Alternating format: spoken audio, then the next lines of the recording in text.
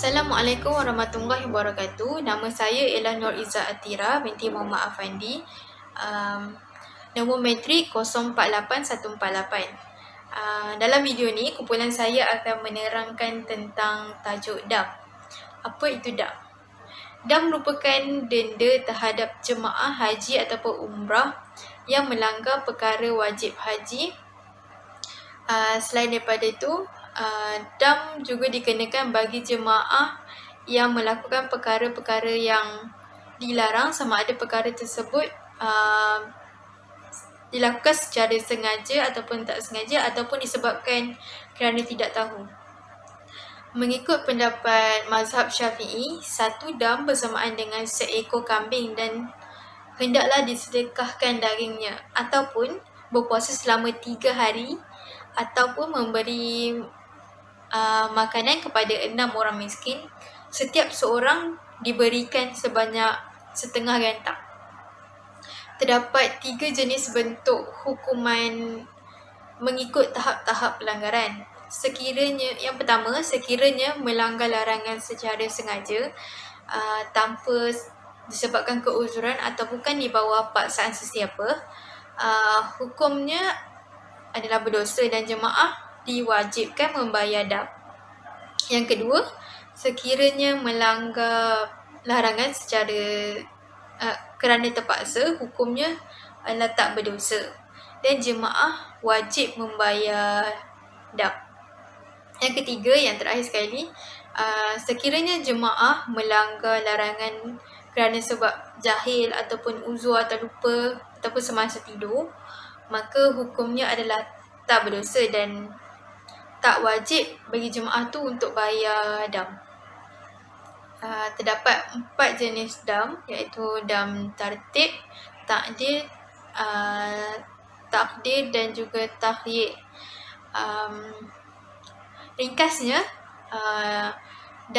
Secara ringkasnya, dam tartib ni dibayar mengikut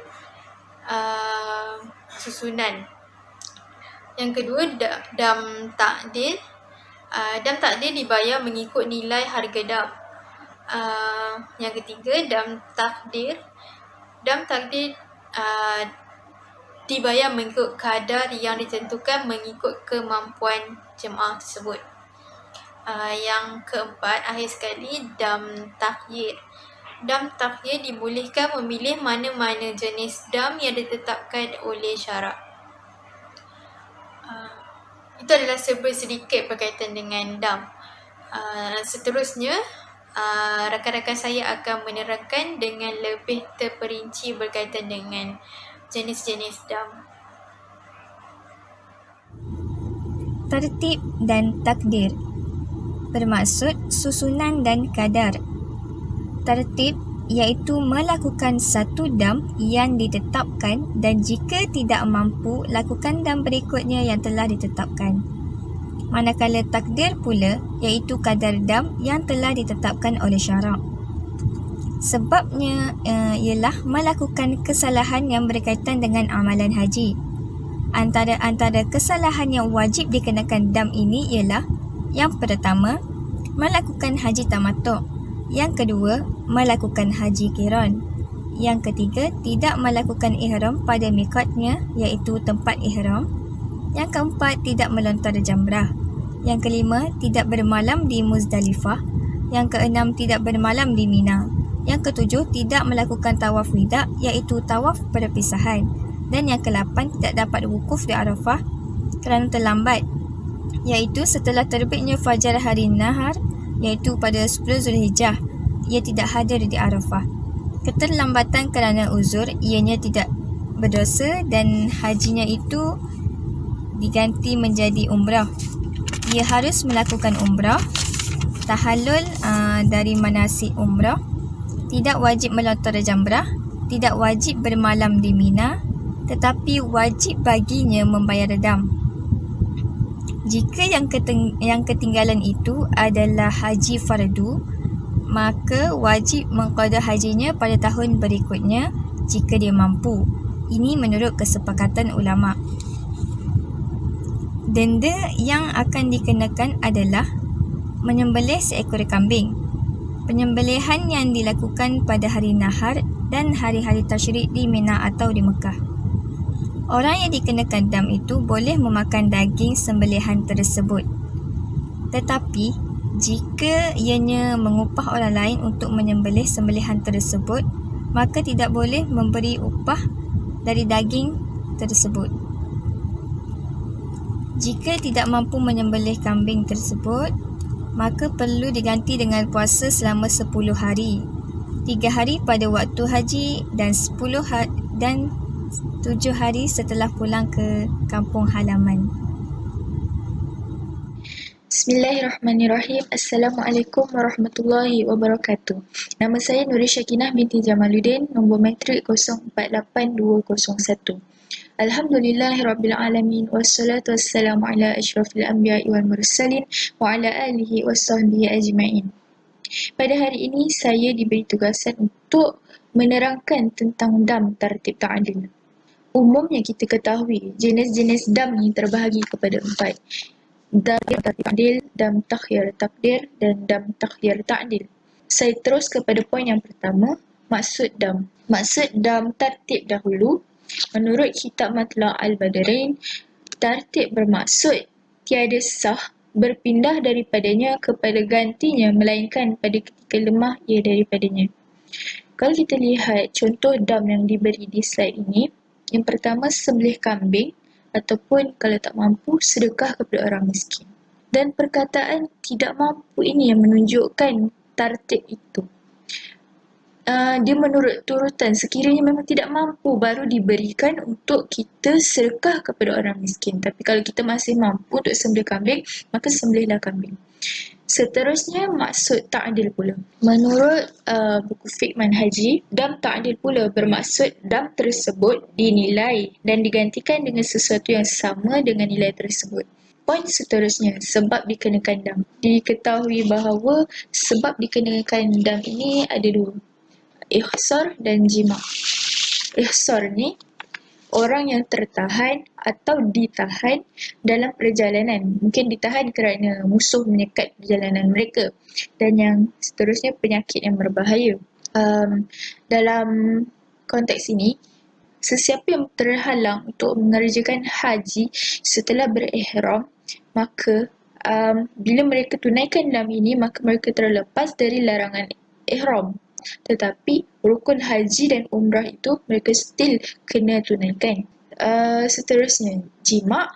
Siapa yang bersetubuh sebelum bertahalul yang pertama, maka mereka wajib untuk melakukan dam ini. Dan poin yang terakhir saya akan sebutkan tentang dam yang dikenakan. Dam yang dikenakan kepada ihsar, orang yang tertahan itu. Contohnya seperti sesiapa yang terhalang mengerjakan haji setelah berihram, dia wajib menyembelih seekor kambing di tempat dia tersekat. Ataupun sekiranya tidak mampu, dia hendaklah bersedekah makanan kepada orang miskin. Makanan itu adalah setara dengan harga kambing tersebut kepada fakir miskin. Dan sekiranya tidak mampu juga, dia hendaklah berpuasa sehari bagi setiap cupak makanan yang berkenaan. Seterusnya, untuk dam yang dikenakan bagi sekiranya jima'. Sesiapa yang bersetubuh sebelum bertahalul yang pertama, dia wajib menyembelih seekor unta. Menyembelih seekor unta. Jika tidak mampu, dia hendaklah menyembelih 7 ekor kambing. Seterusnya, jika tidak mampu, dia hendaklah bersedekah makanan yang sama dengan harga unta tersebut kepada penduduk tanah haram. Dan sekiranya tidak mampu juga, dia hendaklah berpuasa sehari bagi setiap cupak makanan yang berkenaan. Assalamualaikum warahmatullahi wabarakatuh. Nama saya Fatimah Razila binti Azizi, nombor matrik 048160. Okey, hari ini saya nak sambung pertanyaan daripada Syakinah dengan tajuk dam takhir dan takdir. Okey, sebelum tu kita masuk kepada maksud dahulu. Takhir maksud dia macam yang Izzah katakan sebelum ni, boleh dipilih satu daripada perkara yang ditetapkan. Maksudnya kalau kita tak mampu nak buat sesuatu ni, kita boleh buat yang lain. Okay. Kalau takdir pula, maksud dia kat sini, kadar dam yang telah ditetapkan oleh syarak. Okay. Maksud kadar dam yang telah ditetapkan oleh syarak ni, maksud kadar dah ditentukan oleh syarak. Kita tak boleh nak ubah. Kalau dia cakap puasa 3 hari, kita kena puasa 3 hari. Kita boleh puasa seminggu, sebulan tak boleh. Okey. Jenis kesalahan ataupun sebab yang dikenakan dam takhir dan takdir ni ada banyak, 11. Yang pertama, membuang, mencabut, menanggal ataupun menggunting 3 helai atau lebih rambut atau bulu pada mana-mana anggota badan. Maksudnya kat tangan tak boleh, dekat kaki tak boleh, kat mana-mana tak boleh. Okey. Yang kedua, memakai pakaian yang bersarung atau berjahit untuk orang lelaki. Yang ketiga, memotong, menanggal, membinasakan kuku. Yang keempat, menutup muka ataupun kepala ataupun sebahagian daripadanya. Okey, yang keenam, memakai sarung tangan tu untuk lelaki atau perempuan. Sebab sarung tangan ni kan dia dah berjahit kan, so tak boleh. Yang ke-8, memakai minyak di kepala, janggut ataupun bulu-bulu yang ada kat muka, pipi ataupun dahi. Tak boleh. Yang ke-9, melakukan perkara permulaan persetubuhan. Dam ni kenakan untuk lelaki saja. Yang ke-10, melakukan persetubuhan selepas selesai tahallul awal, tetapi sebelum tahallul kedua tu belum selesai. Maksudnya dilakukan persetubuhan lepas tahallul awal. Tapi belum buat tahallul kedua, so kita tak boleh buat persetubuhan sebelum tahallul kedua. Okay. Yang terakhir, melakukan persetubuhan selepas persetubuhan yang merosak haji. Itu tak boleh. So kalau kita buat ke-11 perkara ni, kita akan dikenakan dam, takhir dan takdir. Okey. Okey. Dam yang dikenakan bila kita dah buat 11 perkara tadi, yang pakai bau-bauan, potong kuku, bersetubuh, semua tu. Pertama, menyembelih seekor kambing. Okay, kalau kita tak mampu nak sembelih seekor kambing, kita boleh bersedekah 2 cupak makanan kepada 6 orang fakir miskin. Tu kalau kita tak mampu nak buat seekor kambing. Kita boleh pilih lah kan, ni macam sebab masuk takhir tadi tu boleh memilih. So kita boleh pilih nak seekor kambing ke bersedekah 2 cupak makanan kepada 6 orang fakir miskin, ataupun kita boleh berpuasa 3 hari. Okay. Yang 2 cupak makanan kepada 6 orang fakir miskin, puasa 3 hari seekor kambing tu, kadar yang ditetapkan oleh syarak. So kita tak boleh lah nak ubah. Contoh kita nak sembelih 2 ekor kambing ke, tak boleh. 3, kita nak puasa 5 hari pun tak boleh. Kita kena ikut tu. Okay. So lagi sekali saya sebutkan, dam yang dikenakan bila kita dah buat 11 jenis kesalahan tadi tu. First, sembelih seekor kambing. Kalau tak mahu seekor kambing, kita boleh bersedekah 2 cupak makanan kepada 6 orang fakir miskin. Kalau tak mahu juga, kita boleh puasa 3 hari. Selama 3 hari kita puasa. Okay. Saya harap semua faham dengan penerangan saya. Itu je. Sekian, terima kasih. Assalamualaikum. Assalamualaikum warahmatullahi wabarakatuh. Nama saya Nukratul Aini binti Ahmad Nasir, nombor matrik 048530. Hari ini saya akan membentangkan tentang tajuk dam, seperti mana rakan-rakan saya sudah membentangkan tentang tajuk ini, dan saya akan meneruskan perbentangan ini, iaitu jenis-jenis dam yang belum disebutkan lagi, iaitu dam ta'yir dan takdir. Apa itu dam ta'yir dan takdir? Dam ta'yir dan takdir ialah seseorang memilih salah satu daripada dam yang telah ditetapkan. Dam ta'yir dan takdir ini berlaku apabila seseorang melakukan kesalahan ketika ihram, seperti memburu binatang dan menebang atau mencabut atau memotong tumbuh-tumbuhan dan rerumput di tanah haram, kecuali pokok yang telah mati serta kering.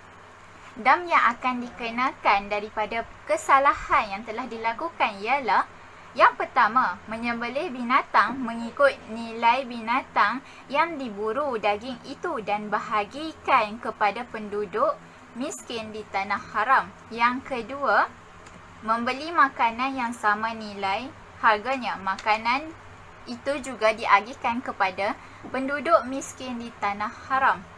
Yang ketiga, mengerjakan puasa untuk beberapa hari sebanyak bilangan cupak yang dapat dibeli dengan harga nilainya yang sama nilai dengan binatang buruan, iaitu kadar 1 cupak bersamaan dengan berpuasa 1 hari. Manakala waktu dan tempat penyembelihan. Waktu dan tempat penyembelihan yang disebabkan pelanggaran yang tak dapat membatalkan dan ataupun kehilangan haji harus dilakukan pada waktu dia melakukan ibadah haji. Manakala bagi dam yang disebabkan pelanggaran akibat kehilangan haji, pelaksanaannya wajib ditunda sehingga pada waktu ia melakukan ihram ketika mengqadakan haji, sedangkan tempat penyembelihan dam dan penyaluran dagingnya di tanah haram. Bagi yang melakukan haji, diutamakan menyembelihnya di Mina, manakala orang yang melakukan umrah haruslah menyembelihnya di Marwah.